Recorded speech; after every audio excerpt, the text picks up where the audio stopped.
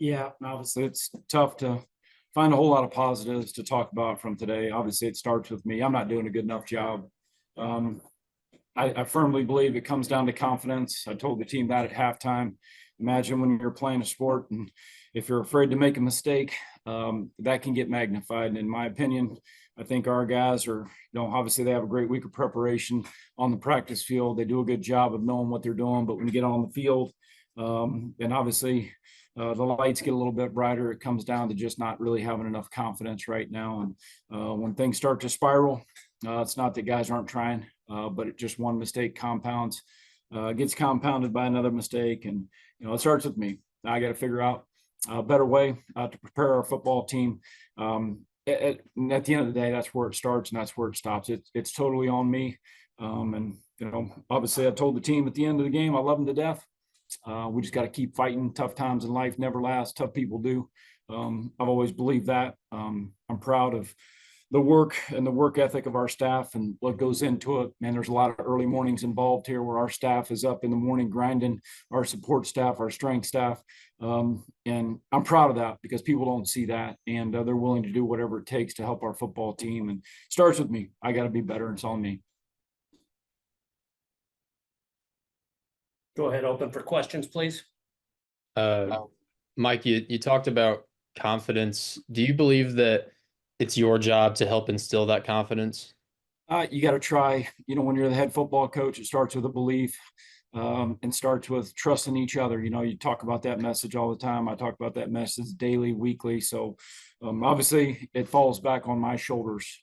Being the head football coach, it falls back squarely on my shoulders. So, I got to keep my staff close together here and make sure we get back in here and attack it. And what's the most important thing that we can deliver to our guys tomorrow, message wise, because we play Western Michigan at home. We step back into conference now and can't change the outcome here. James Madison beat us. They did a great job of executing. They forced turnovers.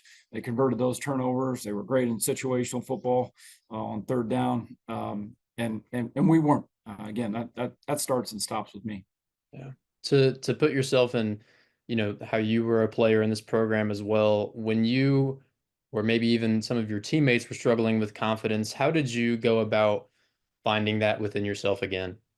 Really, you work so hard every week and you install a game plan and you practice those plays. And, if you could just really totally submerge yourself in the mindset of, man, just one play at a time. I know that's people hear that all the time. That's probably a boring answer, but really at the end of the day, if you can just stack some plays and you can get some positive drives and you can get some momentum, it really starts with that. And there's, again, nothing magical about that, but and when the game started the way that it did, and I could see the confidence, and I could see guys trying to press too much. I could see guys afraid to make a mistake because that's the last thing that you want to get done. So I got to be better. I got to figure out a way to help our football team through that rough patch there. And it just starts and stops with me. And I loved the game when I was a player, and unfortunately I can't play anymore. And it's not that nothing I could do would change that anyway. It's just it starts and stops with me. And I told the team that in the locker room, I got to be better. Yeah. Obviously we've talked about how much the defense changed over the offseason, but now you're a third of the way through the season. Does something need to change on defense, given the fact that you guys have allowed 500 yards in 3 games? Yeah, obviously that's not, that's not acceptable. Again, I made the decisions and I still believe fully in our staff. I still believe fully in what we're doing. But it starts with confidence, each guy making sure that he's fully committed to doing his job and doing it to the best of his ability. Because if we can do that, and again, it's easier said than done because you got to make sure you're reaching 11 guys on the field on every play, and that message is getting through. Because if all 11 of those guys can process like that and think like that, then we got a chance to have success. So again, I got to figure out a way on my end as the head coach to be better and to make sure I'm putting our football team, putting our guys in the best position to be successful. Yeah. And then on offense, we've been told that Coach Elliott is calling the plays. Is it also his scheme, or whose offensive scheme is it? Oh, Coach Elliott's calling the plays. I think there's been a few tweaks, obviously, since he's taken over, but nothing wholeheartedly that's been a significant adjustment in terms of anything terminology-wise, anything like that. But certainly he's put his twist on it as a play caller there, and he's done a good job. Obviously, can't turn the ball over 3 times there.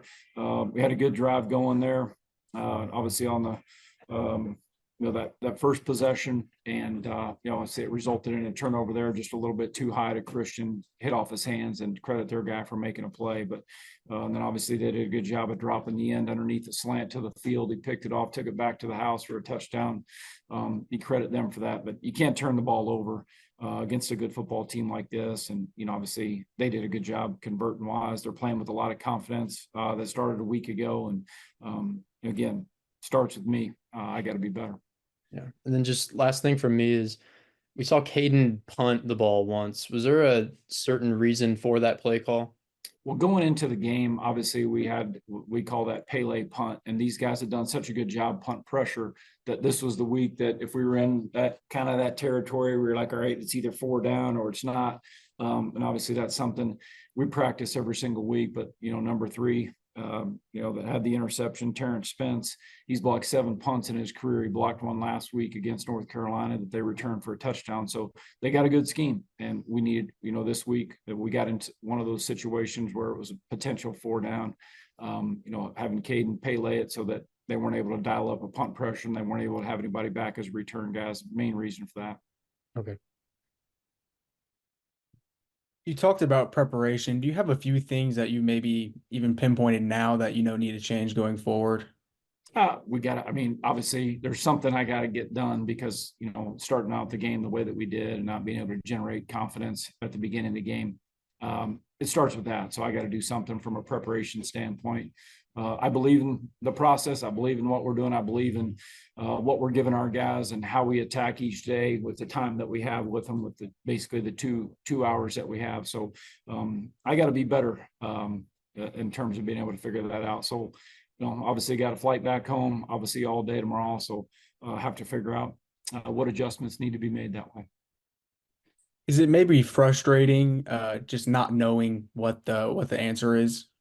I think that's a fair question. Certainly it's frustrating. Winning stinks, man. That's worse. It's the worst thing. It's the worst feeling in your gut because you know how much you put into it every single week. You know how much work and effort that the players put into it, not only on the practice field, meeting room, strength and conditioning, trying to eat right, trying to do all the things that it takes to have a chance to be successful. So it's hard. It stinks, anytime that you have a loss and then the way that we did today. So it is frustrating. And again, there's no magic answer I can give you here right now that's going to take any of the pain away. I can see the look and on the guys' faces in the locker room. Obviously, nobody's more disappointed than they are. But again, it starts with me, and I got to be better. And Any final questions for Coach? You knew the importance of winning the turnover battle coming into this week, obviously, as well as anybody, especially after what JMU did to North Carolina last week. And then they start off both halves by capitalizing on turnovers. Does that need to be a focus of cleaning up moving forward? Yeah, I can't ever turn the ball over, man. Again, obviously there was 2 tip balls, if you will, that ended up in interceptions, and then a third one that the end dropped into the slant window to the field, and he did a good job of making a play in close quarters, taking it back for a touchdown. So you credit them on that, but you cannot turn the ball over and expect to win. And obviously in our case, we lost a turnover battle, and that's a tough formula to overcome. That's tough to be able to figure out a way to get a win when you lose a turnover battle. So obviously, again, that falls back on me, making sure that whatever adjustments need to be made, that I got to be able to make them. And you mentioned earlier this week that a central focus of practice would be not only prepping for James Madison, obviously, but cleaning up the mistakes that you saw on film against Central Michigan. Do you feel like your guys learned those lessons heading into today's? Yeah, obviously we attack that, but you look at the here we are at the end of the game, you look at the score, obviously it's still got to be better. So obviously we'll keep attacking that. We'll keep working on that and trying to do the best we can to develop our guys. I'm proud of some of the guys that have been stepping up and really working hard on the practice field and seeing it pay off on game day. But obviously when you have a score like we did today, it's hard to really appreciate that while the game's going on. So we'll make sure and acknowledge that with the guys tomorrow when we get to the film, and we attacked that. But obviously, we got to get better, and we got to get better in a hurry. And obviously, we got Western Michigan coming into our place next week. And lastly, for me, Coach, this was family weekend for JMU, and they've had a really nice stretch here. How do you use next weekend's family weekend home game, end of this road trip, to turn around your guys' season? Yeah, I'll be honest with you. When we took the field today, man, for a Group of 5 program and for a mid-major, man, that atmosphere, man, that's really what it's all about right there. They had 25,000 people here, full. It was a sold-out crowd. It was just an awesome environment. So in a lot of ways, man, always had a vision and hope to have that kind of environment at Ball State. Obviously, I haven't done a good enough job in terms of being able to help do my part to be able to get that done, but got a lot of respect. That was really awesome atmosphere, and they do a great job. It was great to talk to their AD pregame. He came out to the middle of the field with our old athletic director at Ball State that hired me, and it was nice just to have a conversation with him. And obviously it's just a cool atmosphere there, and they do things the right way. Final question for Coach Neu. Yeah, I just had one thing.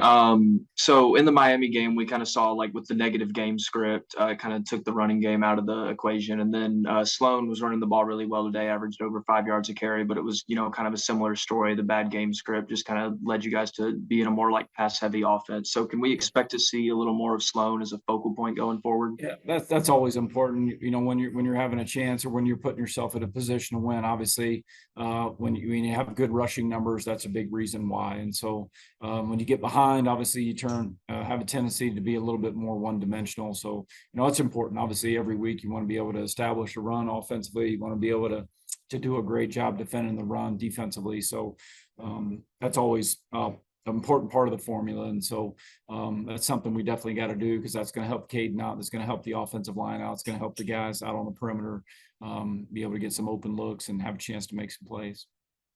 What did you like that you saw from Sam Feeney filling in for Stemler today?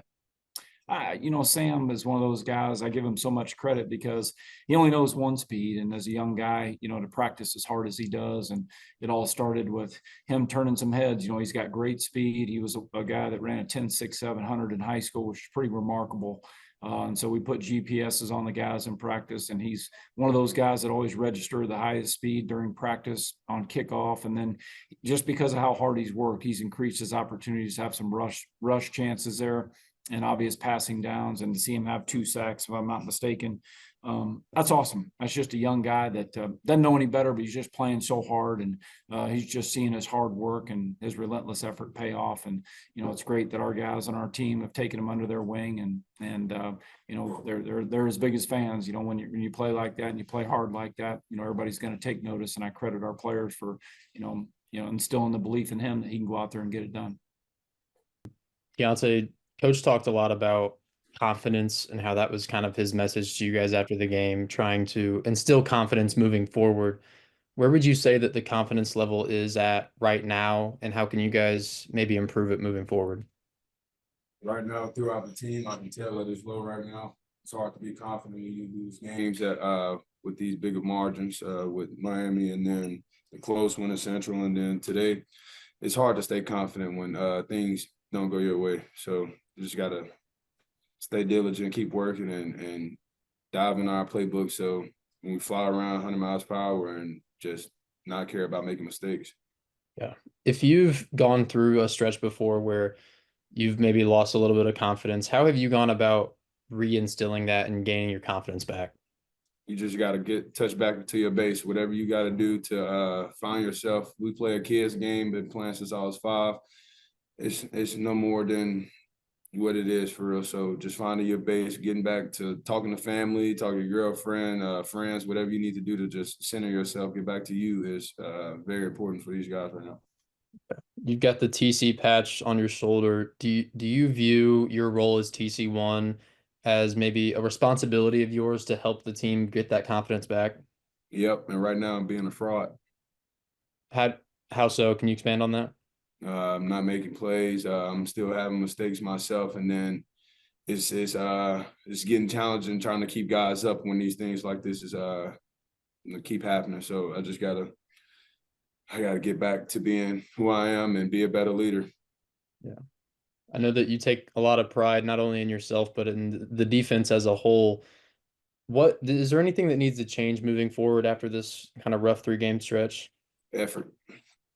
Effort and focus, attention to detail. Early on in the game, we had miscommunications with myself in the corner. Supposed to be in and out of something, and then you know what happened. You know what I'm saying? Just leaving people open, making the wrong calls, getting the D line lined up and stuff like that, and they hit a big round there and scored early on that too. So just having more focus throughout the game and just giving effort no matter what's going on, just going 100 miles per hour. Yeah. You talked about miscommunications after the Miami game, and you talked about it again today. Is it more frustrating now that you've been through 4 games and you're still having those miscommunications? Yeah, and we talk about it every day. We talk about it all week. Like that's the biggest thing that's holding us back right now is communication on the defensive end. And I don't know what I got to do to fix it. I'm gonna get it fixed.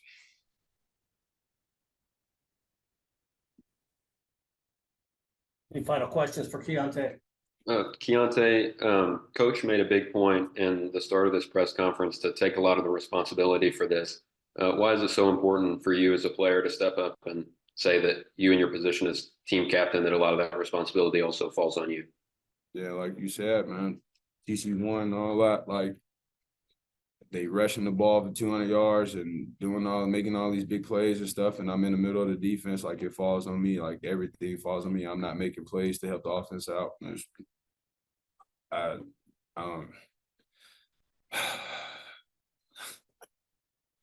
That just gotta be better at the end of the day. That just gotta be better. Yeah, and putting this week behind you next week, how important will that be? Family weekend, ending that road trip and going back home to kind of start fresh. Gotta start from the ground up, man. Family weekend, getting back into MAC play. Can't look back on the past, can't change the outcome of the day or the previous week. So you gotta keep working, keep going. I hate to keep pressing the issue, but I just do want to ask, I don't know if I've ever seen you this visibly frustrated. Have you been this frustrated before in a Ball State uniform? Yeah, came in 2020, won a championship, and then record shows, you know what I'm saying? From the outside looking in, you get progressively worse year in and year out, and then being in the position that I'm in, and it's all on my shoulders. Like Coach Neu trying to take all the blame and stuff, but at the end of the day, he ain't doing nothing but coaching. And come down to the players executing, and I'm not executing, and my teammates aren't executing at a high level. So it's on me. I got to be a better leader and better player. Thanks for your time, Kadin. I just want to ask about, what we've been asking everybody is just confidence. Mike talked a lot about how the confidence of this team, he feels like it's down. Do you feel that way as well? I'm going to start this off by saying through the highs and lows, what you're going to hear from me is I'm going to stand by my Lord and Savior, Jesus Christ. And at the end of the day, he makes no mistakes. So no matter how hard or how difficult the times may be, I truly believe that, he's got a plan for us. And like I said, no matter how hard it is, I got to keep leading and keep pushing these guys to keep their confidence up so that we can go achieve what we're supposed to achieve. Keionte and Mike both, blatantly took responsibility for not only this loss, but just this start to the season. Do you feel like part of your job as quarterback is taking some of the responsibility as well? Of course. I mean, that goes without saying. I got to play better. It is what it is. There's nothing more to it. It's tough. It's tough. Nobody wants to be where we're at now. But like I said, we're going to keep pushing, and I'm going to make sure we do everything we can to get to where we're supposed to get to. Yeah. What was it about the James Madison defense today that maybe gave you guys a little bit of trouble on offense? They're very good all around. I mean, they got a great scheme. But at the end of the day, I think it comes down to we didn't do enough on offense. We didn't execute what we were supposed to execute. I got a couple unlucky breaks early in the game, and that really set us behind, and that sucked. At the end of the day, that was a great football team, yes, but that more falls on us than it does, what they did. You talked about just kind of standing by your faith in moments of adversity. Do you do the same thing, like during a game, maybe right after you throw an interception or after something doesn't go your way? Yeah, it's no matter what happens. I mean, it could be on the field, off the field. I'm going to stand by that. And it's really as simple as that. I mean, there's not a moment that goes by where, I slack on that. I feel I take pride in, my faith, and I'm going to continue to take pride in it as we go forward. For sure. And I guess like the defense in particular, I'm sure the whole team is feeling this way, but talking to defensive players, they seem especially frustrated. I know that you're primarily working with the offense, but do you talk to those defensive guys and kind of help them keep their heads up as well? Of course, I try to do my best, all phases of the ball, every player on the team. That's part of my job as a leader to make sure that these guys got confidence in themselves to go make plays out there. And I still do. I mean, no matter what, the outside noise is going to say to us, I know there's going to be a ton of it. I got full 100% faith in every single guy that we got on this team, and I'm going to continue to be that way as we go forward. I guess when you're on a 3-game like streak like this of losses, just how frustrating is it that you're on a streak at least to begin with? Extremely. I mean, nobody wants to lose, let alone be on a streak of losing. So everyone's frustrated, but like I said, we're going to keep pushing forward, and we're going to find that win, and we're going to find our groove. You mentioned how you're using your faith to, maintain your positive mindset.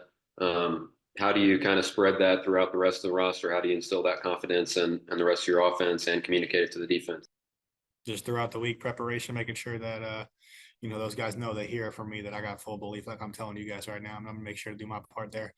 As we go through this next week, getting ready to go back at home, I'm going to make sure everybody knows that I got their back, no matter what, thick and thin. I'll be right there for them.